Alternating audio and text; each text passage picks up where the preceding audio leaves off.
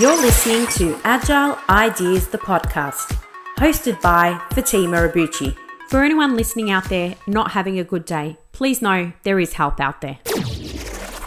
Hi everyone, and welcome back to another episode of Agile Ideas. I'm Fatima, CEO at Agile Management Office, Mental Health Ambassador, and your host. This podcast is sponsored by Agile Management Office, providing high-impact delivery execution in an agile era for scaling businesses. In today's episode, I am talking to Jeff Wood. Jeff has 20 years experience of leading transformational change within many industries in both public and private sectors. He loves making a difference to organizations and the people within, and prides himself on strong servant leadership, efficient and effective service design, delivery of complex portfolios, programs and projects, and development of people.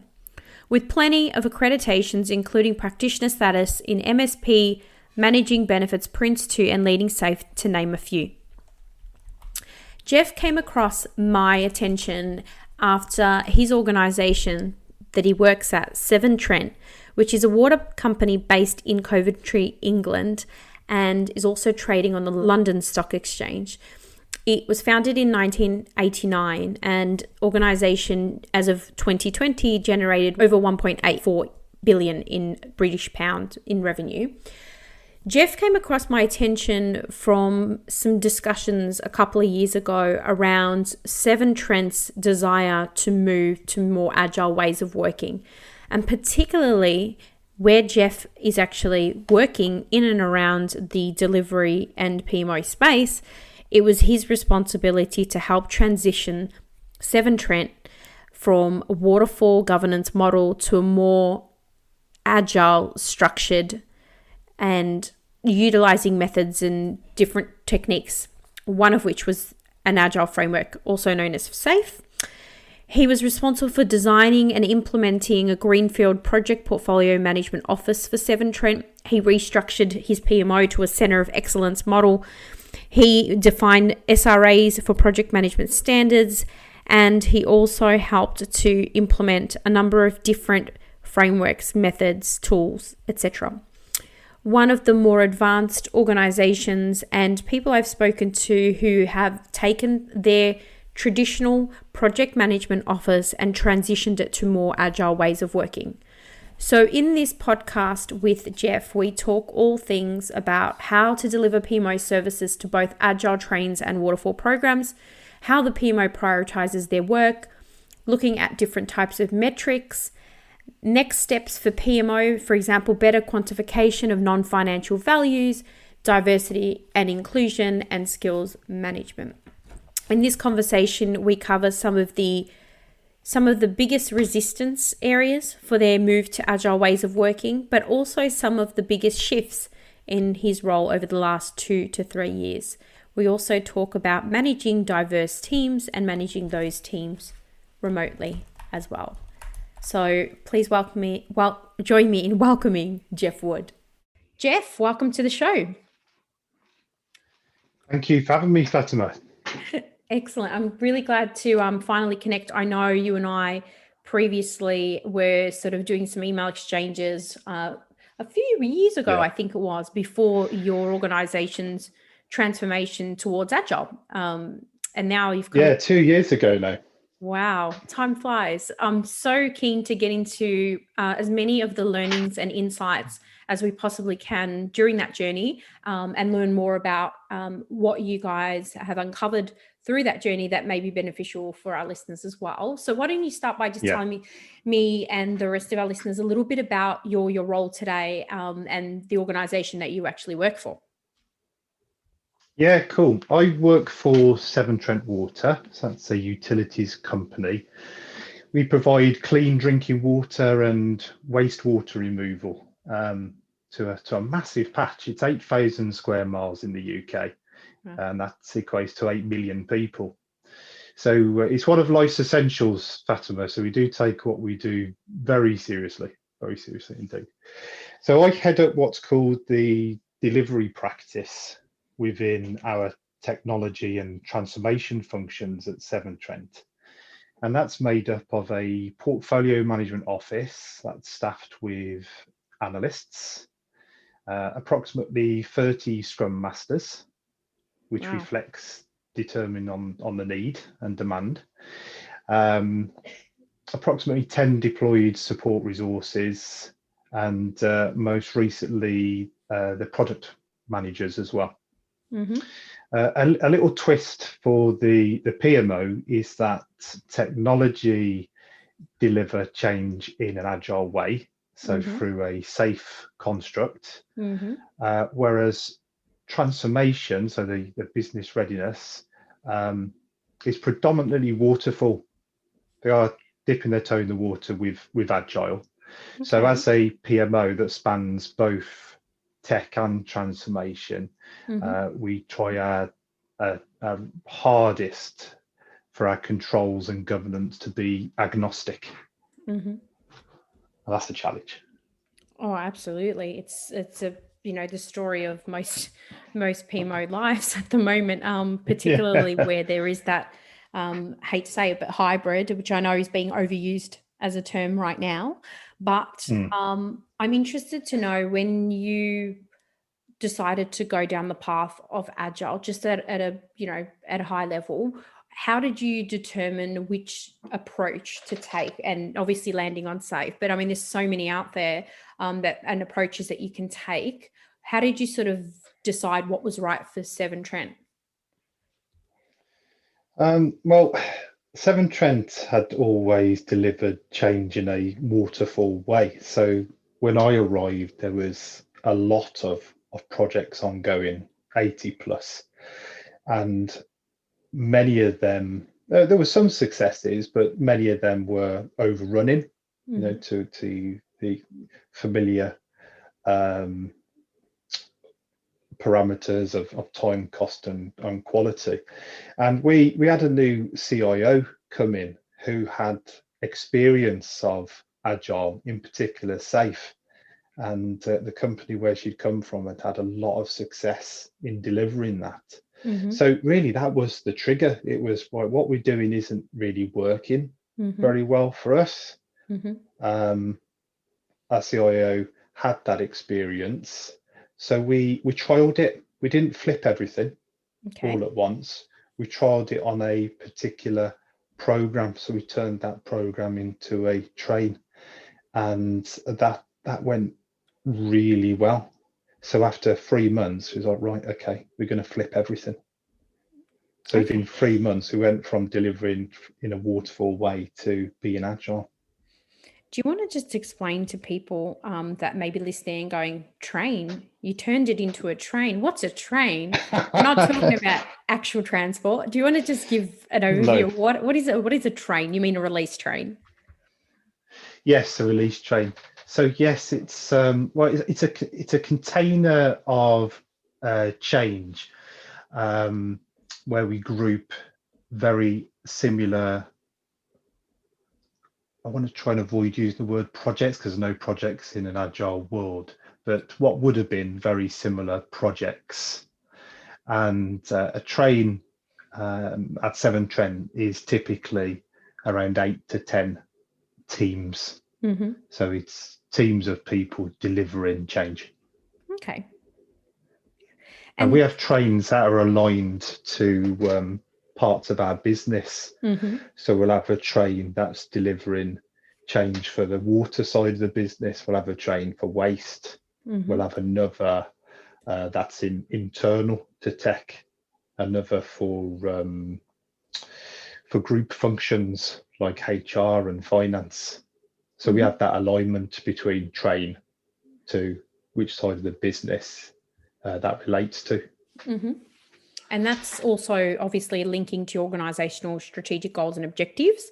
I assume, Correct. and also the release train I envisage is basically like a value stream of work that is all heading in the right direction based on those particular areas, like you said, water and waste and technology and things like that as well. And you probably over time have found you've added more and sometimes made a decision to maybe merge some together. Have you had a view of that? Has it kind of grown over time?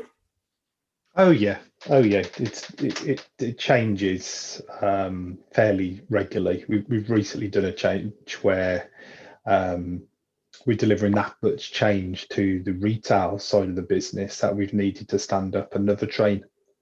So another set of 5 to 10 teams in there. But yeah, it flexes on obviously the demands of the business. We're fairly static in the way that we plan our work for a 5-year period. So we know what we're going to deliver for the next 5 years. Okay. So it's not. So I guess it's fairly stable. And you mentioned that you trialed it, which I think is actually fantastic. You trialed it on a large program of work, you turned that into a release train, and then you realized it was hugely successful. I'm sure you had some KPIs, parameters for what success looks like. And then in 3 months, you said you flipped and you actually moved all of the work that you were doing into that sort of agile model, if you like.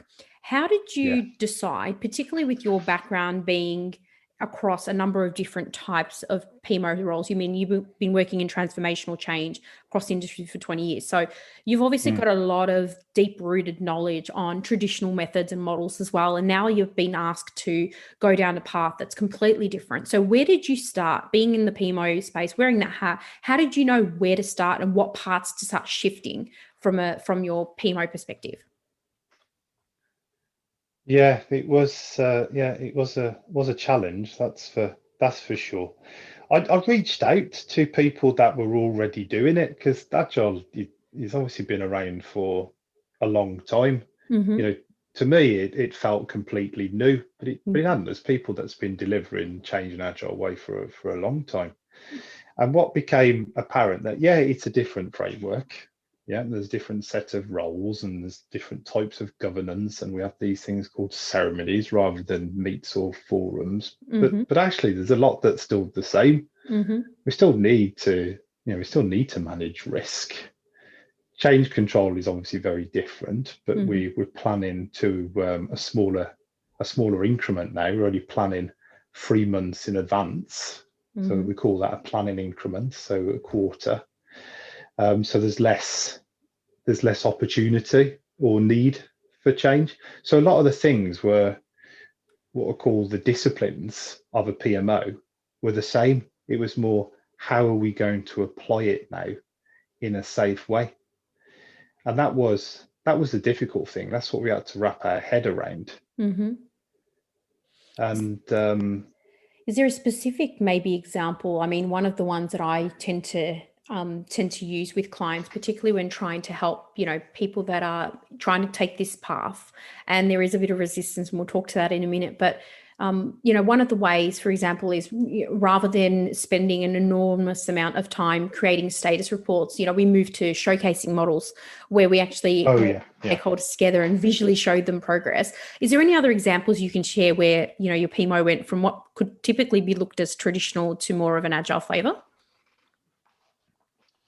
I think planning.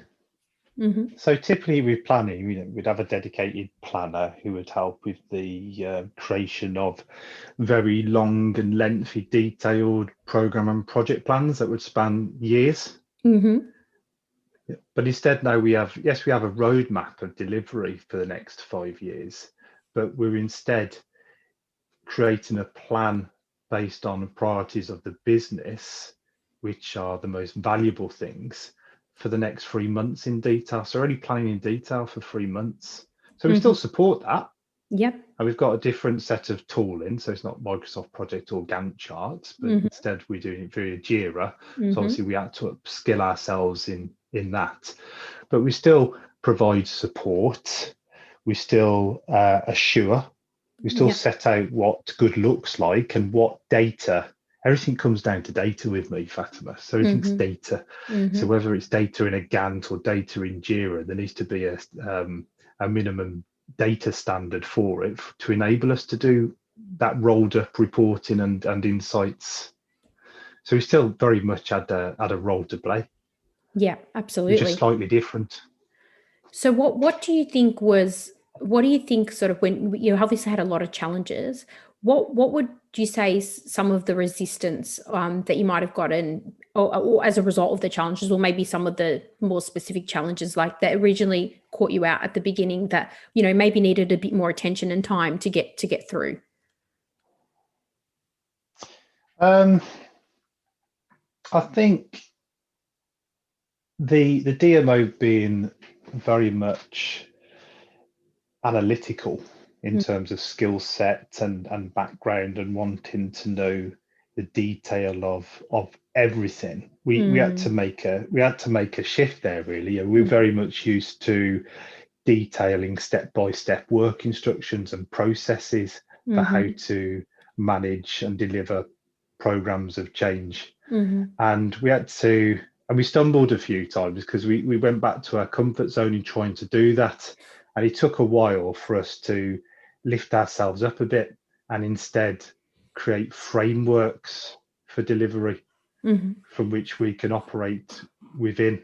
So an example being, it wouldn't be a step-by-step instruction on how to identify, record, and manage risk, but instead lay out the bare minimum that we'd need from risk management, and here's a suggestion of to how we go about it, but we wouldn't be prescriptive. mm-hmm. And how did you find when it came to sort of that shift in mindset, which is sometimes harder to come by for some people than others? How did you what if anything did you guys consider doing? Did you do road shows? Did you start introducing drop-ins? Did you have showcases? Did you send everyone on safe training? Like, what were some of the things that you did Yeah. to kind of help make that mindset shift? Yeah, so we did the sheep dip to start with. So we did put everybody through training. Mm-hmm. But at the time, there wasn't any specific training for PMOs No, in safe. no. It's changed now. There are some options for us. So we selected a couple of safe training courses, Mm-hmm. which gave us really good idea of the framework, um, which helped with give us a grounding. Mm-hmm. Also brought in a couple of agile coaches as well, and in particular a safe coach who had implemented safe previously. Yeah, so that was very very helpful. They was to guide us a little bit. Sorry, what was the rest of the question, Fatima? Yeah, just in terms of getting that mindset shift, getting them on training and bringing in an agile coach. I assume that having the agile Hmm. coach there maybe helped people with that mindset shift. Oh yeah, yeah, absolutely. Um, it is a different way of looking at things. But what I think is quite novel with our PMO is that we now operate in an agile way. And Mm-hmm. what I mean by that is we deliver our work via increments. So we plan our work for 3 months in advance, and that consists of BAU work, so like your regular reporting and insight Mm-hmm. and assurance, but also the change that we're going to deliver as as part of a PMO. Yeah. That's delivered in an agile way. So the team, they meet every morning for a stand up to say how they're getting on and what blockers they've got and what they're going to do that day. Mm-hmm. And then at the end of each 2 weeks, each sprint, they showcase their work to their customers and stakeholders. So they get that instant feedback. And at the end of the 3 months, because it being safe, we do an end of PI showcase, Mm-hmm. and that's to everybody. This is what we've done as a PMO in the previous 3 months. It's excellent. I think that's it's really good because you're not just supporting the agile delivery teams, but you're actually being part of it because you're actually Yeah, leveraging whatever you're telling them to do or supporting them with, you're actually doing yourself. exactly. Yeah, we walk in the walk and talk in the talk, and that has really helped. The fact that we're doing it ourselves, we've had to be upskilled. It's forced us to Yes. and to, as I say, to practice what we preach. Yeah, 100%. And I think, I don't know about your experience, but often I find a lot of organizations have PMOs that are kind of like a black box. You don't actually know what's inside until you have to change it or bring in someone new to set another one up. And I think having this sort of agile approach really does bring to mind the ability to work directly with your stakeholders, whether your stakeholders are the scrum masters or the delivery teams or technology or release train managers, etc. By actually bringing the two together, I think you're actually you're significantly better off, but also you're able to, I think, pivot a lot faster where maybe there's some changing requirements or circumstances in your Oh business. yeah, So the speed you yeah, could do that must be significantly faster than what a traditional bureaucratic approach would have been. yeah, yeah. This, I mean, as you say, I've been doing this for 20 odd years, and I'm a big convert now. So the governance that we've set up for the PMO themselves, we have a steerco, which is made up of myself and then senior representatives from technology and transformation.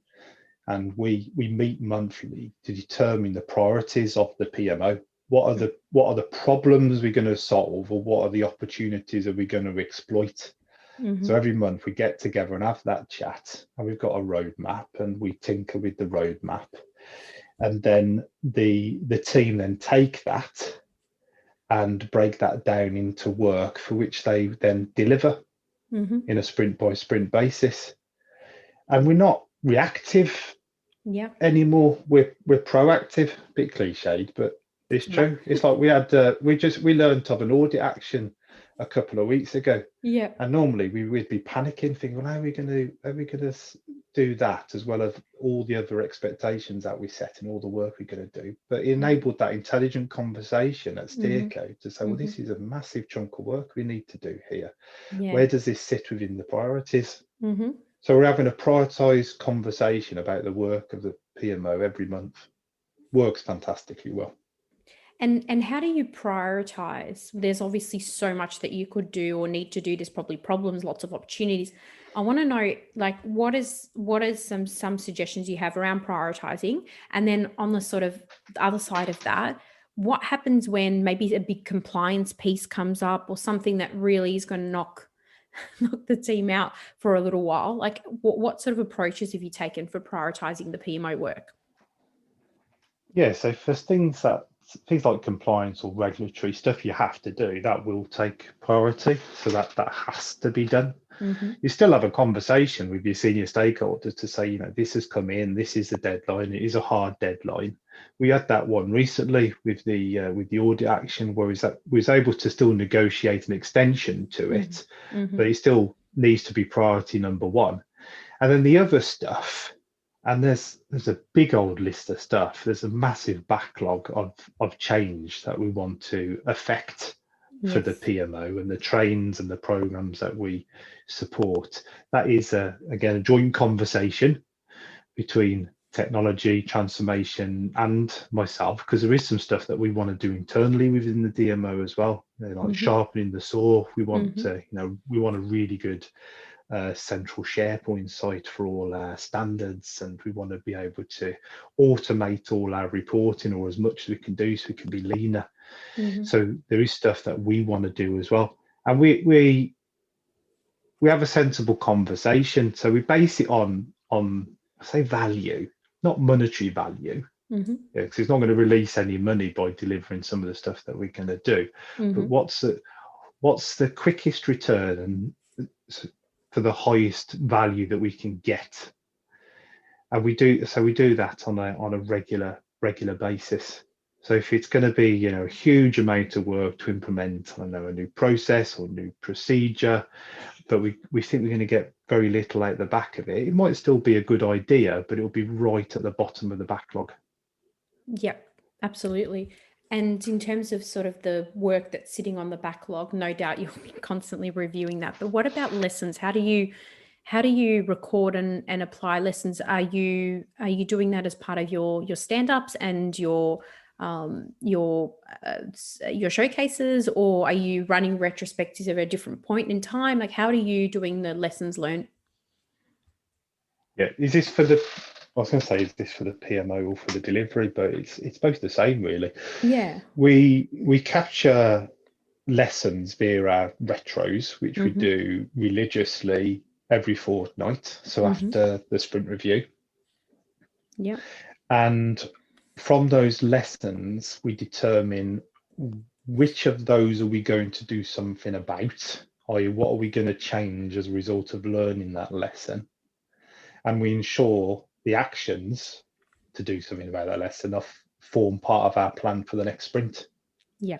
So we do that in the PMO, and that can be anything to do, in terms of how we work together, behaviors or performance, or whether there's something we need to change to our tooling, or whether we need to automate something, or some little tinkering to ensure that the insight that we produce is more meaningful. We'll take that forward into the next sprint.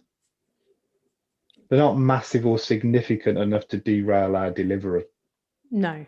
Yeah, but we'll ensure that actions are put in place each sprint to get better. And that's what the trains do. That's what the trains and the teams within those trains do in delivery. And I think one of the biggest things would be that it drives accountability as well, because you're coming together, you're talking about it, you're agreeing what you're going to do about it. Next time you get together, it's going to be like, how have we progressed on the things we said we're going to do? Whereas in sort of an older sort of traditional way of working, others outside of the PMO typically, or outside the delivery office in general, wouldn't really know what you're working on at any point in time. People often assume that the PMO has an abundance of resource, but often if they get down and understand the amount of work and activity that's going on, and you're actually able to present that now with your roadmap, and obviously in those prioritization conversations as well. So definitely will drive accountability. Have you seen an increase in that using this approach? Oh yeah, definitely. So obviously the senior stakeholders know exactly what the DMO are doing and are forming the roadmap for them. And that's been a little bit unique in itself, because in other organizations I've had to force that and almost come up with the plan myself and then try and convince everybody that it's a good plan. But I don't need to this time, because they're forming the plan with me. Yeah. So that's at a senior level. So that's a nice breath of fresh air. But also program managers and project managers, release trade engineers and scrum masters are invited to help shape the work. So at steerco level, we are identifying opportunities or problems that we need to fix, but we're not coming up with the solution. We then have that refined with a working group, which is made up of that population I just said, and they're helping identify the definition of done for those things. So again, we're getting buy-in at that level as well. It's amazing. And then they'll come along to the sprint reviews, and they'll give feedback there, or they'll sign stuff off, and suddenly you've got champions then for that piece of work, whatever it may be, that we've just landed.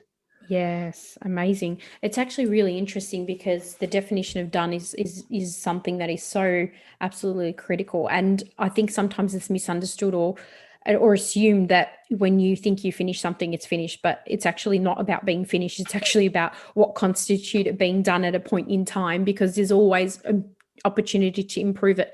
But what that means and getting that directly from your stakeholders is absolutely critical. So it's really good that you apply that. Yeah, the one lesson with that, and we still got some maturing to do in that definition of done, is that we fell into the trap of identifying everything we wanted to do, as you just alluded to. And the team would be working on it PI after PI, months after months, and we still wouldn't be finished. Yeah. And it took a while for us to think, oh, we're slipping back here into our old ways of working, wanting everything. So when we do definition of done now, we are constantly asking ourselves, well, where's the value? Do we really need all these shiny bits as well? Yep. Or can we stop at this point and then move on? And I'm not saying those shiny bits we don't want another day. Yeah, but again, we can pop it down the priority list and come at it in another 6 months, 9 months, whenever. That's a really good point, and probably a good lesson for others listening, because it can be quite easy to just assume that you need to do a little bit more and add a bit more and spend, you could spend weeks. I remember one organization creating, I think they were creating 25 reports within a month, and they went to basically two audiences, but yet there was 25 variations, and it absolutely made no sense whatsoever. So it's kind of one of the avenues that you can start streamlining just by showcasing and bringing people together. And it's one simple thing that you can do. It's just, it's just crazy to think that such small behaviors like that can really change and save a lot of time. What do Yeah. you think is probably one of the biggest time saving opportunities that agile ways of working have created for you? Like, is there one specific example that you could share that really was something that's given you back a lot of time in your day? Mm, Or one of your favorites? I hate to steal your example, but I'm gonna, Go and for it. that's the Go for it. reporting side of things. Yeah. So we don't need to produce so many status reports. Yeah. We don't need to produce any, really. And Yeah. this is for the, for the DMO and for the delivery trains. Mm-hmm. Because you say we've got the ceremonies in place and they Yes. happen at the same time every fortnight, and they can, your stakeholders who or whoever want to see what's going on Yes. can rock Yes. up and experience it. We still produce at the end of a quarter a little bit of a display that can go on our, like our internal social media, on our Yammer pages, Yeah. and a little video as well. We put a little video together, a little fun video that shows the stuff that we've delivered, Yeah. which is nice.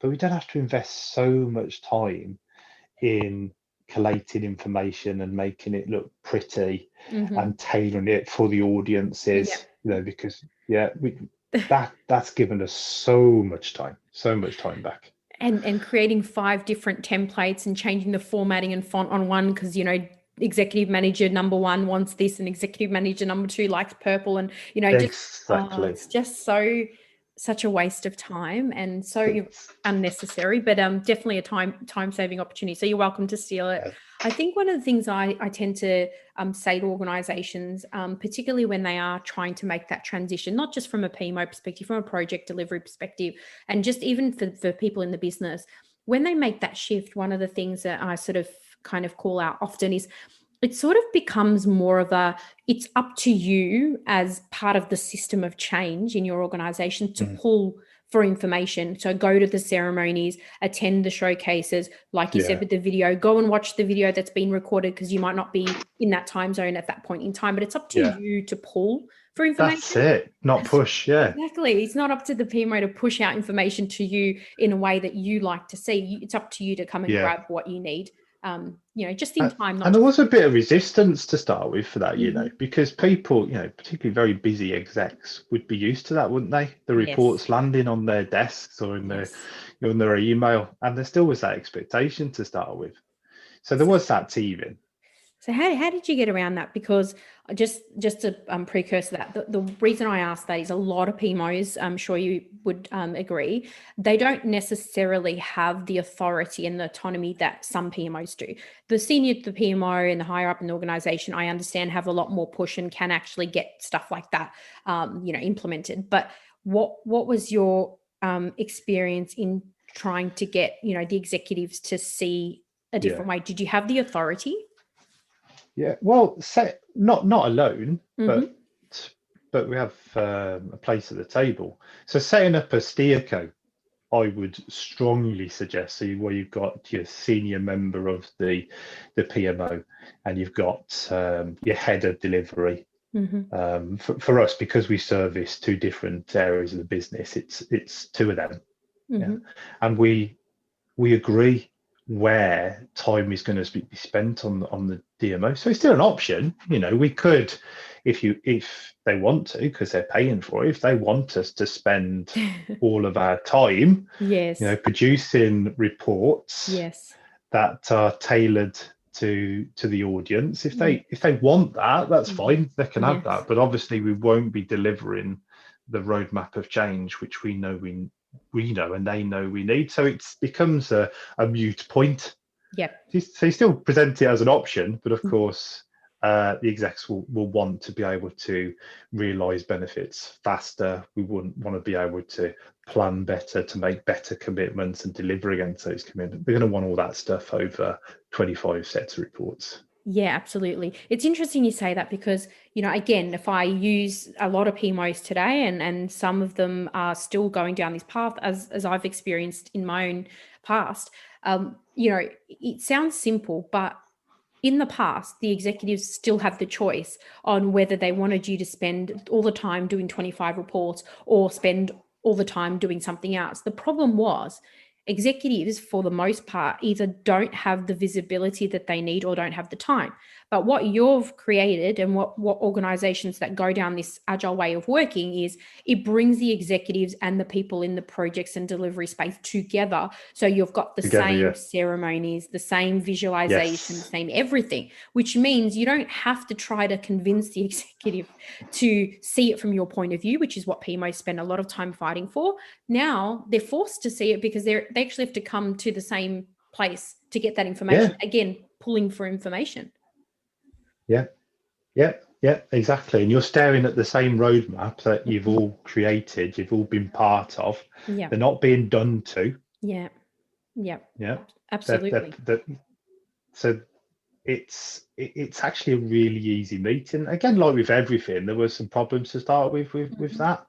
So some people that we selected just didn't have the time or commitment to it, Yes. and therefore, if they didn't show up or wasn't able to send a delegate with authority, it slowly slipped back into being done to again, because we still crack on, but in their absence. Yeah. But of course, they would, they'd be upset then, because we wouldn't be delivering something that they deemed priority. So you've got to really put the time and effort into selecting the right people, ensuring that they are committed and have that level of authority. Yeah, absolutely. And going back to your earlier point around, some organizations tend to say, like you did with trialing it on a program, maybe you trial it, sometimes this spurs out of IT and then it grows, and it might spur out of a particular department or function in the organization. And then you create those champions that become the voice of the change across the enterprise. And so I think that's a really smart way of introducing that change as well. I just want to circle back just to, earlier on you mentioned around, you might have some things visually placed on a wall, in a office corridor or in a meeting room, etc. What I wanted to touch on is just with the whole, remote working, which I'm sure Severn Trent has had to pivot to at some point in the last couple of years, particularly with the situation around the pandemic and whatnot. Yeah. I'm interested to know, how did you go about that, and sort of what did you guys find, guys and girls find helpful to support remote working during that time? So collaboration has been really, really good actually with us working remotely, and we pretty much all of us have been doing that during the pandemic, and we've only started to reintroduce ourselves back into the office. Obviously, the right tooling helps. So Microsoft Teams is what we use at Severn Trent, and we'll pop on video and we're able to share our files across Teams. But we also store all of our roadmaps there, so you can lock down the permissions to who can see those, but they're pretty much open to all. So it's making everybody aware of the existence of things like roadmaps and plans, and again, encouraging them to go seek out that information rather than it being served to them. Yes. Also, we use Jira for planning, as we said, so people are free to access that and see at any point live where teams are at. Yep. Or if they don't want to do that and you'd rather be told, it's rock up to one of the ceremonies, whether that's a daily stand-up to see where that team is at that point in time, or to come to a sprint review to see what they've done for the previous 2 weeks and what's coming up in the next. And that's probably really good by having the tools in place, particularly if you had them in place. I know some organisations that I've worked with recently, some had tools in place and some had to unfortunately try to set them up while people were working remotely. So it was quite a bit messy to start off with. But I think you're right, because a lot of this sort of whole agile ways of working, there's a lot of tools that support the exact same activities and ceremonies and things like that. So if you've got them in place, but I think there's still definitely that collaboration in person when the opportunity provides for itself. I find showcases are really beneficial when they're in person Oh, as well. absolutely. And so trying to get some balance for that has definitely been important. But I'm sure there's definitely a lot of things that you've probably experimented with in your business, especially because you guys have got so many people, and actually seeing what works and maybe what doesn't work over the last couple of, or at least last year and a half. Yeah, yeah. I mean, we tried pretty much all different types of mediums, such as WhatsApp for checking in daily with each other. Mm-hmm. We're using Microsoft Teams. We did have other collaborative tools as well. Mm-hmm.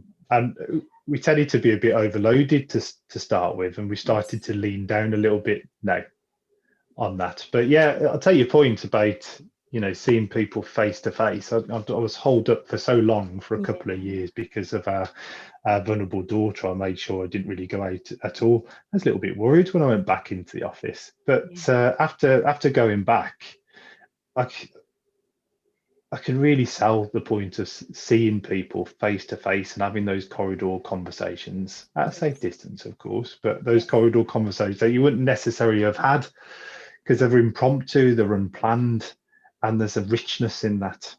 Yeah, absolutely. And you know what? The other thing I see, like, doing some coaching, walking around and just overhearing conversations. Obviously, Yeah, they're open to be heard. But I've yeah, literally walked past someone who was saying something like, "Oh, hang on, actually, John, so and so happened over here," and then you actually address a problem that probably would have been 15 emails if you hadn't caught it at yeah, the time.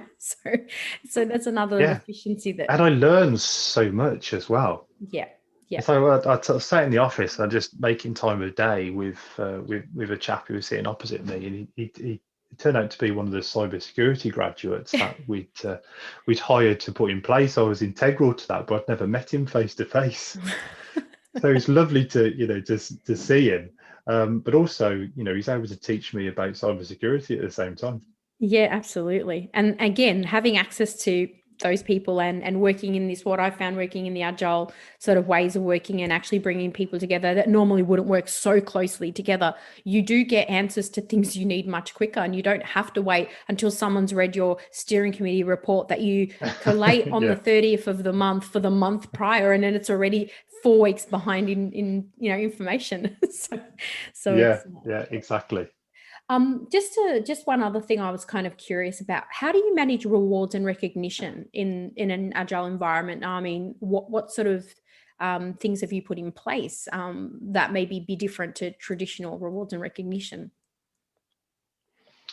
Well, one thing that we have at Seven Trent, and it's not an agile thing, it's a more Seven Trentism, is we have something called brilliant people, where an individual, um, say, performs well, but it could be anything. It could be something small that they've done, or something big.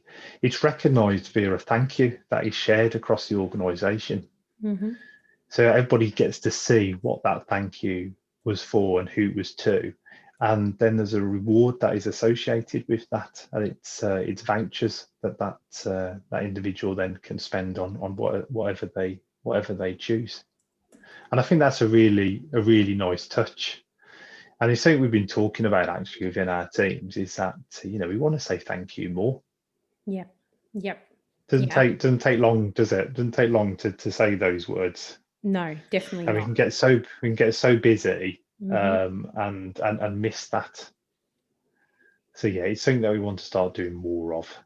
Yeah, absolutely. And I think the other thing is as well, what are sort of some of the things I've seen like in organizations that are trying to go, okay, well, we need to reshape, because often, some agile teams, you're a team. So it's about the team, not about the individual necessarily. And so it can kind of get Yeah. lost when some people go above and beyond their day job to actually, make something happen. So, one of the things that I've sort of say to organizations is make the rewards and recognition about not only that individual recognition, which is absolutely important, but also make, as an individual in that organization, the feedback you get from your peers and your stakeholders Mm. every single day through the showcase, through the conversations, through that's your measure of success as to whether you're on track or whether you need to, improve in any particular areas. And I think line managers could really take take a look at that and get that feedback quite regularly rather than just waiting once a year to annual performance reviews. Oh, absolutely. Yeah. So at the retrospectives, they're looking at at the reviews as well. It's lessons collated and feedback given on the team's output, not on the individuals. Mm-hmm. Yeah, and it has engendered more of a team ethos, and we celebrate as a team as well.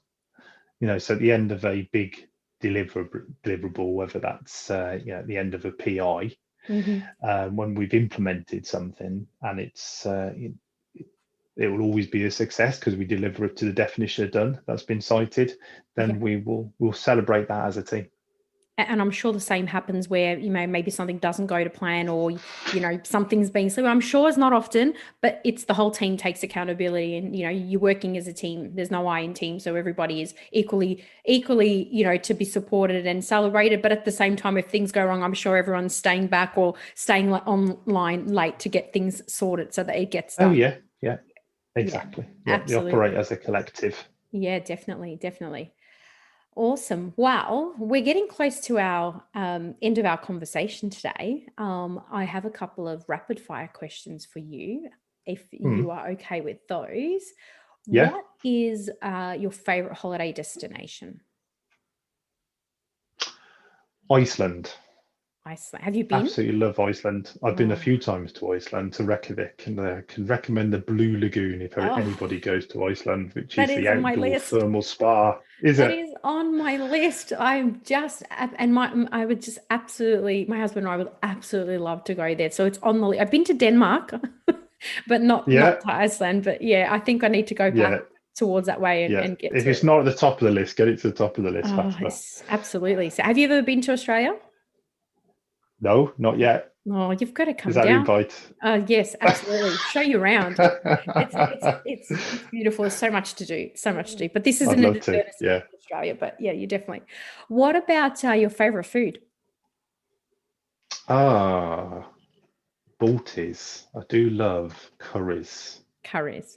Any particular Yes, one? yeah, and we'll always go too hot. Yes. Yeah, Okay. so Yep. the Mal Bravado comes out, and I'll pick a Madras or a Jalfrezi, and then suddenly regret it. But yes, I do enjoy it at the time. And what was the last book you read? Yeah. Um, Leaders Eat Last. Leaders Simon Eat Last. Sinek. Yeah, And what was that about? that's really good. That's probably infer from the title that your team come first. I Beautiful. do love I do love um, I do love learning generally, but particularly about leadership and servant leadership.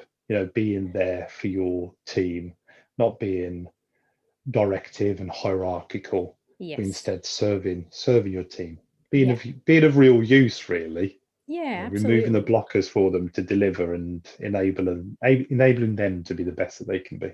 Yeah, absolutely. Absolutely. It all sounds like you're doing an amazing job. And I think what Seven Trent has been doing and the work, and even from the first time we spoke to a couple of years, on, it sounds like a Mm. lot of transformational shifts, a lot of growth, a lot of ongoing opportunities as well. So it's been Oh yeah, really yeah. amazing to kind of hear more about the story. Um, Jeff, this has been really wonderful. If there Well, is thank you. no, it's been an absolute pleasure. I really enjoyed learning more and the specifics, and I think this will help a lot of people, to be honest, because there's a lot of questions I've asked today that I'm sure others probably would have wanted answered as well. Mm. But before I let you go, is there anything else that you'd like to share with our listeners? A call to action, a piece of advice, or a question to ponder?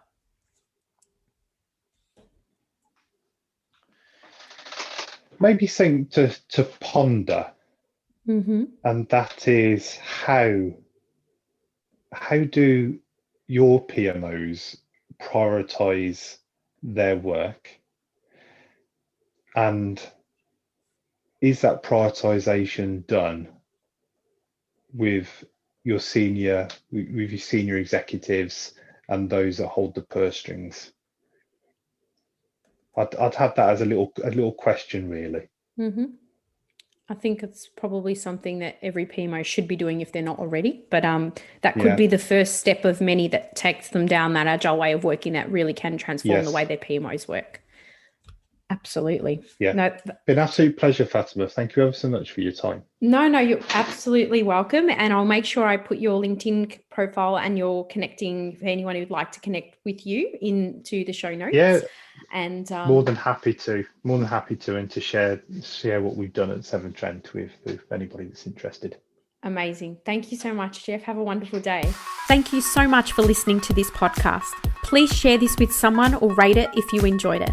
Don't forget to follow us on social media, and to stay up to date with all things Agile ideas, go to our website www.agilemanagementoffice.com. I hope you've been able to learn, feel, or be inspired today. Until next time, what's your Agile idea?